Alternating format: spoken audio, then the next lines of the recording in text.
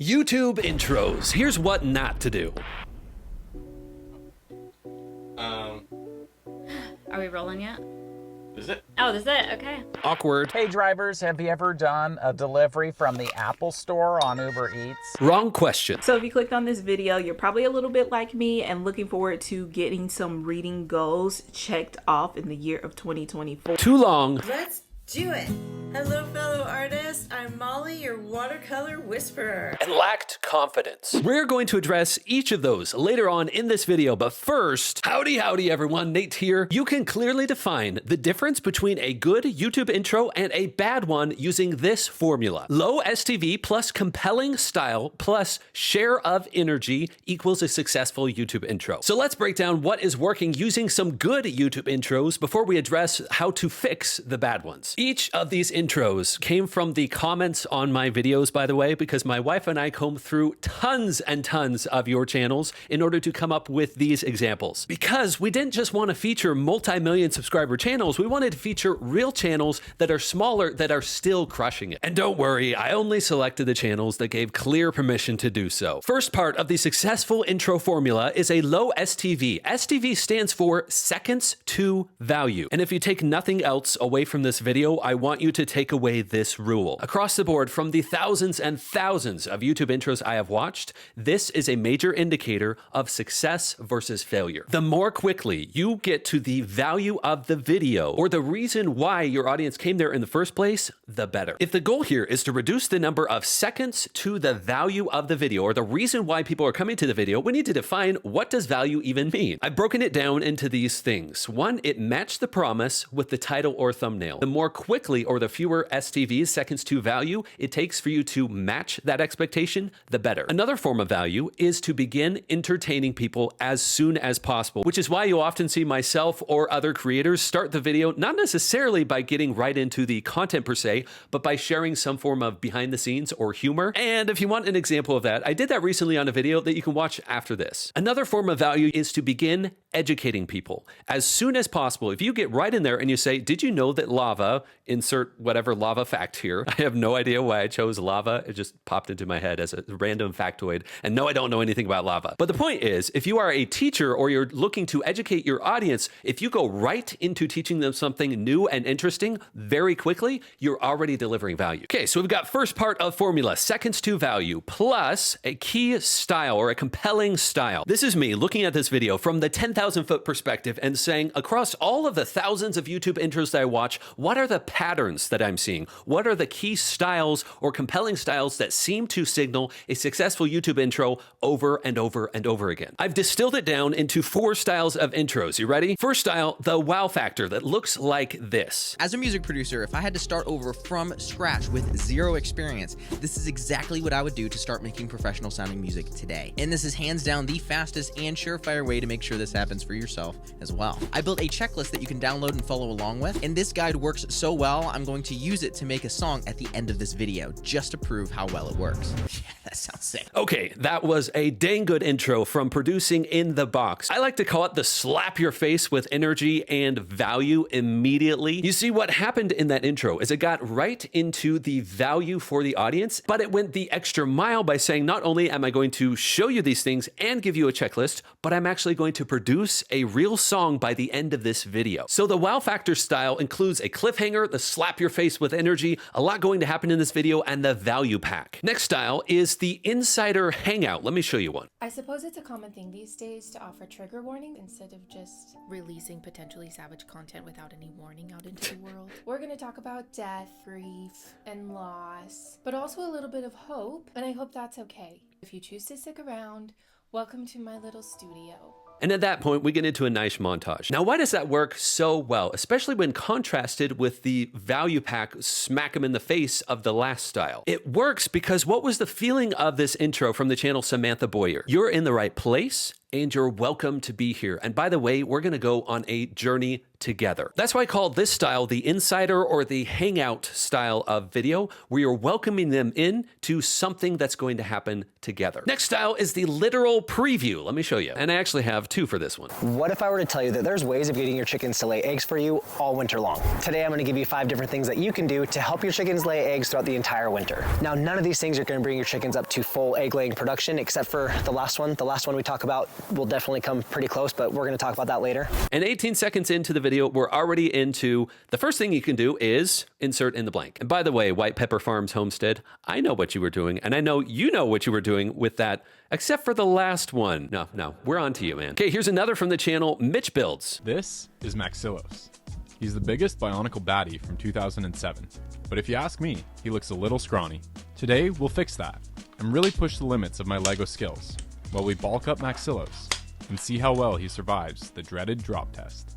But before that, we need to build my version. Again, 18, 19 seconds in, we're already jumping into the stuff. Now, this first one does have some overlap with the wow factor by promising a lot that's going to be delivered in the video, but each of these I classified as the literal preview style because they're just clearly showing here's what's really interesting about this video. Let's get into it. And here we have the fourth style, the jump start. I definitely just heard the whole floor like creak like somebody stepped. Did you hear that? It went all the way. It's strong right now. And I just heard something tap over here again.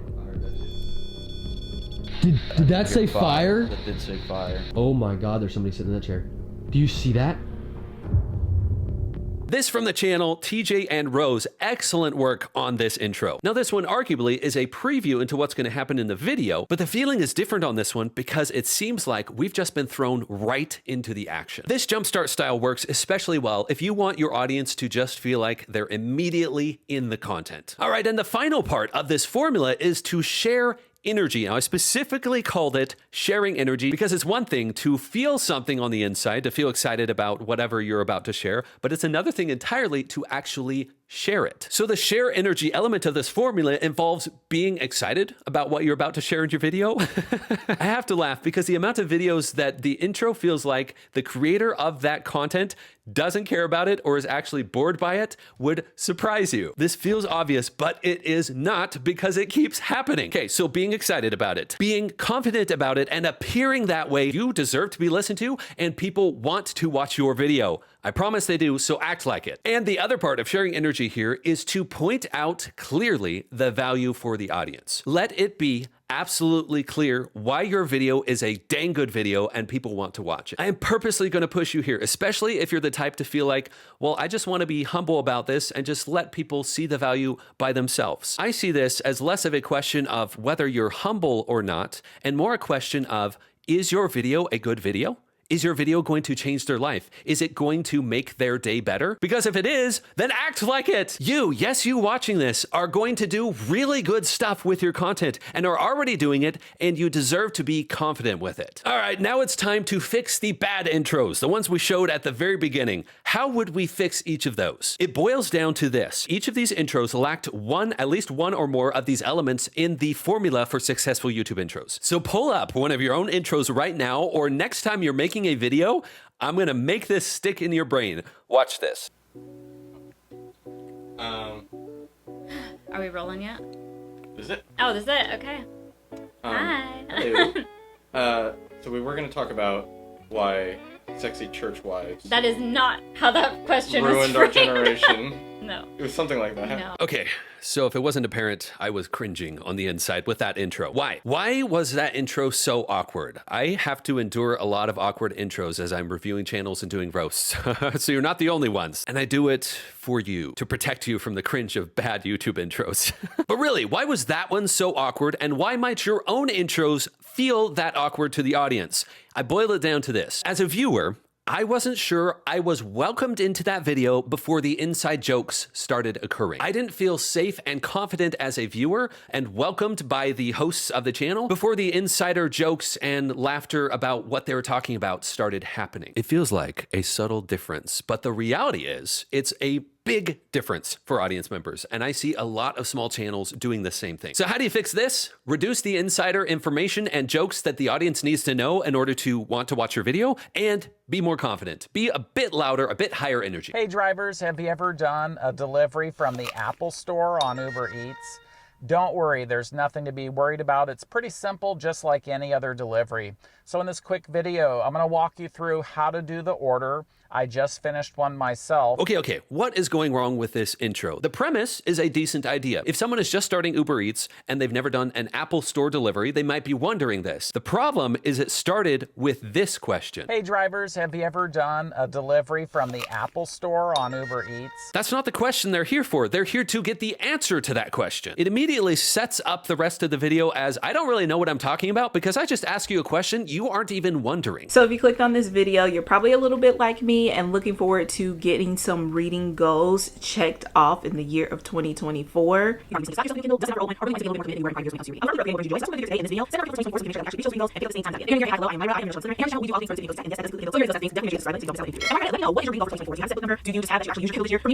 All right, so I'm a full minute in, 59 seconds to be exact, and I do not feel like I've gotten into the video yet. It's just taking too long. This intro has good welcoming energy, and the concept for the video is a good one. It's just taking too long to get to the interesting parts. Let's do it! Hello fellow artists, I'm Molly, your watercolor whisperer. Whether you're a complete beginner or looking to refine your skills, you've come to the right place. As an experienced watercolor instructor, I live to paint and I teach to inspire. In today's video, I show you my favorite beginner supplies, how to make your first marks on paper, and we'll cover everything you need to know to kickstart your watercolor adventure. This intro also has a lot of the right ingredients by sharing some of the value that's going to be delivered in the video. The main issue I have here is it doesn't feel like Molly feels confident in what she's sharing. This intro feels more like a question than a statement of value. And Molly, if you're watching this, I have no doubt that you are excellent at watercolor. I just want to see it on camera. It's not about the watercolor, it's about the question versus the confidence. So now you have a formula, you know some stuff not to do, look at your own intros and upgrade your intro and keep the viewers gay. From one video to another, let's keep the flow. Oh, flow. YouTube's with magic happens, don't you know?